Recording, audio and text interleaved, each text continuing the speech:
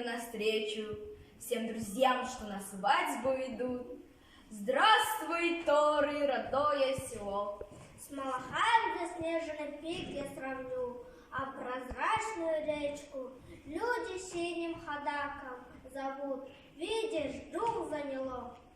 Я люблю твою горскую честь и отцовское мудрое слово, доброте материнский поклон и понятию доброму труд.